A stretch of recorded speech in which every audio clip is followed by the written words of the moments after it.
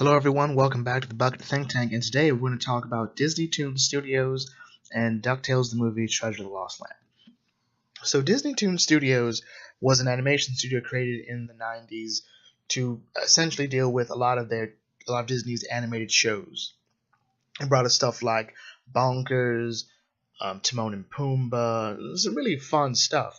But it also handled the Disney sequels, Return of Jafar, Aladdin and 40 Thieves, The Jungle Book 2, Returns to Neverland, Hunchback of Notre Dame 2. So it's got some war crimes under its belt, in my opinion. But at the same time, its first film was DuckTales the movie Treasure of the Lost Lamp. And that movie was not well received, and it's not because it's bad, far from it. But there are some inherent problems that I think are within the film and the direction they chose. So, quick recap of the film. Scrooge and company, Huey, Dewey, Louie, and Webby, along with Launchpad, are looking for the treasure of Ali Baba and his 40 thieves, a treasure Scrooge has been looking for the past 40 years. Little does he know, wizard Murloc and his little henchman Dijon are looking for the treasure, specifically the lamp Ali Baba stole from Murloc centuries ago. Dijon, under the guise of Scrooge's quote-unquote guide, goes to find the treasure with him, and they find the treasure, but Webby picks up the lamp before Dijon can see it, before anyone can see it. Scrooge doesn't even know that it is a magic lamp, as he says you can have it. Murloc shows up, thwarts the treasure hunting adventure. Scrooge loses the treasure and goes back to Duckburg with the kids, totally unaware that Webby still has the lamp. Well, knowing Webby still has the lamp, not knowing it's the magic lamp. Murloc and Dijon find out that the lamp isn't there, realizing they have it, so they go down to Duckburg. Webby and the boys find out that there is a genie inside the lamp when Webby tries to clean it, and the genie says, look, you got to keep this a secret. No one, if people are found out, they'll be fighting over me, and I'll have you buried in the lamp for another 1,000 years. It'll just be terrible, it'll be anarchy. So they try to keep him secret, but eventually he is found out when Webby makes a really big wish, wishing all their toys and dolls would come alive, which results in anarchy in the mansion. Scrooge finds out, takes the lamp for himself, because he wants his wishes. And after an altercation with Murloc at the Explorers Club, he says, like, you know what, we have to hide you in the bin where you'll be safe. And then he bumps into Dijon where he loses the lamp. Genie manipulates Dijon into not telling Murloc about him, so he wishes for Scrooge's entire fortune. Scrooge is then bailed out of prison by the family, Huey, Dewey, Louie, Webby, Mrs. Beakley, Duckworth, and Launchpad. They then go to try to rescue the lamp, Operation Lift the Lamp, which was a really great sequence. The climax, the third act of this movie is great. Scrooge and Murloc end up battling for the lamp when Murloc gets it. Murloc is quote-unquote defeated, but he's immortal, so yeah. We'll see him in Donald Duck's Going Quackers. And then Scrooge decides to use his last wish to wish Genie would turn into a real boy, and movie ends with Genie now going to play with Huey, Dewey, Louie, and Webby, where Scrooge ends up chasing Dijon out of the money bin. So, what was wrong with this film? Well, let's talk about what's good. This film is visually really good. It's not up there with the Disney Renaissance, but I don't think it ever could be. But it's also not better looking than a Goofy movie. The Goofy movie has a totally different purpose for its animation. So everything about a Goofy movie is very grounded in reality for the most part. It's odd that Goofy looks more realistic than Donald or Scrooge for the most part. But also, the Ducktales movies goes for like more bigger sites, more bigger things happening. Well, again, the Goofy movie is grounded very much in the real world as much as possible. The only thing out of place in a Goofy movie is the fact that, you know, they're giant dogs. Everyone is within character, I think. Some people may argue Scrooge isn't 100% in character, but I think he pretty much is. Genie is a really great character, seeing how he plays off of everyone. How he plays off of the boys and Webby, off of Scrooge, off of Dijon, off of Murloc. Seeing how he plays off of them, as well as sort of going into the problems of actually making stupid wishes. And most of the stupid wishes come from Webby. And Permanent to her innocence, like she wishes for a baby elephant, and Genie's like, don't do that, don't do that. And honestly, nothing bad happens when the elephant is brought into existence. The only problem is when Mrs. Beakley sees it, She screams and freaks out the elephant, and that's a problem. And then we see her wishing for all of her toys and dolls to come alive, and they cause problems. But it's also interesting to see that even though there's after the first wish, after Webby's first wish, there are 11 wishes between the four of them, and neither of them want to waste any wishes to undo Webby's wish. And Genie was right. Next thing you know, they'll all be fighting over me. The wish will get out of control, and I'll have to go back in the lamp for another 1,000 years. That's really interesting.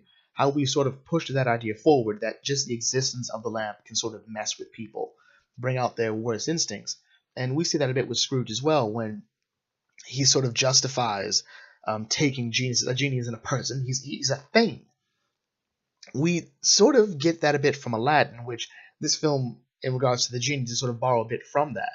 But the difference between those two things is there's a bigger element of freedom and societal expectations being more that sort of eclipse this. That is not as big of a fight for the lamp in any way, shape, or form in Aladdin that comes close to this, in my opinion. So there's a lot of good stuff there. Everyone's within character. The lamp sort of helps sort of push people's characters a bit out of their comfort zone a bit.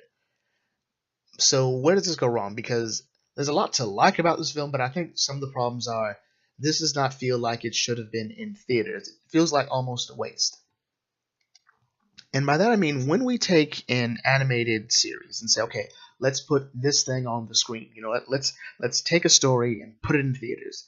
Okay, what's the hook? Nothing about this movie says it was really worth putting in theaters for.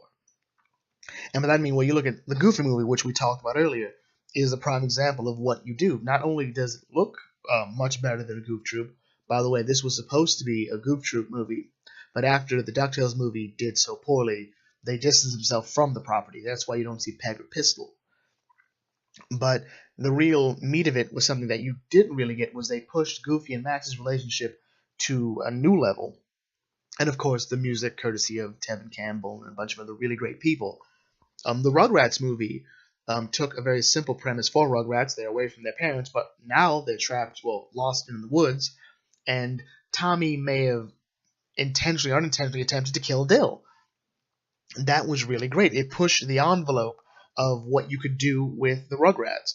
You can say the same thing about Pokemon, the first movie. That movie pushed the envelope to an extent. You can say the same thing with Kim Possible, so the drama, which while not released in theaters, did push the envelope with the fact that, okay, what's the thing we can't get anywhere else? Well, Kim and Ron are going to get together at the end. Like, oh, okay, well, yeah, that should be a special. That should be a big thing. Here, we're not really getting that. Nothing in this film hasn't really happened outside of the TV series. I mean, they're going on a treasure hunt. DuckTales is 90% we're going on an adventure for treasure. There's a genie. There was an episode about a genie. Scrooge is being greedy and selfish. Well, that was him getting gold fever and Treasure of the Golden Suns, and the Golden Fleecing episode. Well, Scrooge goes to jail. That was Duckman of Alcatraz. Well, there's a wizard. It's basically just Magica. Well, he's immortal. That's presumably the El Capitan. Nothing about this really pushes the envelope for DuckTales. Granted, the third act really pushes it, but that's pretty much it. And I also don't think it's helped that there's like some slight problems with the animation. They look a bit too rubbery in some places. Like if you look at their beaks most of the time in the cartoon, the beaks look a bit more solid. Here, there's almost a sort of rubbery feel to them at some point. Some of them look a bit too larger than necessary, but that might just be my hyper fanboyism kicking in. This also doesn't feel like it's trying to be a real DuckTales movie, and by that I mean I think an ideal DuckTales movie would have a much larger cast, or even some of its other villains. Like we have a new villain, okay, but what about everyone else? I mean, this is a magic lamp. This is a treasure Scrooge has been searching for 40 years. I think Magica, Glomgold, the Beagle Boys, El Capitan would want to find this. This should be a bit more in-depth. Gyro's not in this. Bubba isn't in this, and Gizmo Duck. And technically, I don't even really like Bubba and Gizmo Duck that much. So, I don't know. Personally, maybe they could have helped, but I think I want to see the other 6 movies that were supposed to come after this for DuckTales. because apparently they were going to make more DuckTales movies had this been successful, along with the Chip and Dale Rescue Rangers movie, which we never got. So I have to wonder if there's something more I'm missing here. I mean, the music isn't that great. I mean, nothing about it, nothing in the orchestrations or the compositions really say, oh, well, this is awesome. I mean, there's some great music when the pyramid opens up. That's kind of it. There's Scrooge and Murlocs. Again, the third act is, I think, really where everything just sort of looks really awesome. Scrooge, I think, is in an amazing form here, where you sort of see, like, I'm not here to play your game. Return the lamp before return the bin before I stuff that lamp down your throat. And he's saying this to Murloc, who's already turned the bin into his fortress of darkness and sent it up into the atmosphere. And Scrooge's like, look, I don't care who you think you are. Put it back, or you're gonna get it. And they have a really cool tussle at the end where you don't laugh at Scrooge McDuck.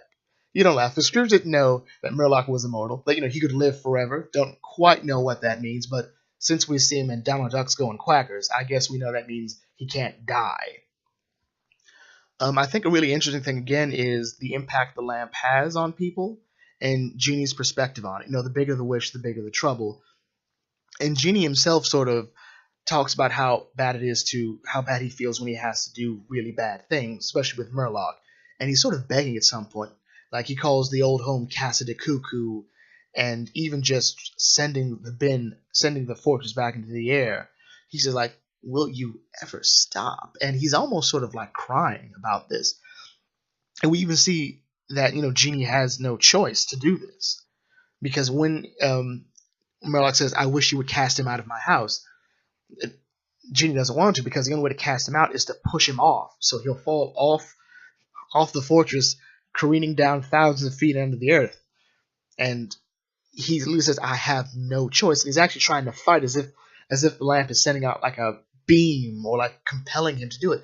And we saw that a bit more with the Genie Aladdin, with the cuffs around his wrist. The idea that he's a prisoner and he's bound to listen to the genie, listen to whoever holds the lamp. But I think we're sort of dragging on a bit here. I think the DuckTales movie is good, but nothing about it really warranted being in theaters, and there was a lot of expectations for this that it didn't live up to, I think. Again, you have to be willing to really sell something other than the animation to make people want to see and / enjoy this movie. Also, from what I've heard, promote better. Like, I had every Disney VHS in the 90s, alright? And I did not once see a single advertisement for that movie. If there was an advertisement for The Rescuers Down Under, but not this, okay? Just saying. With that in mind, let's bring this to a close.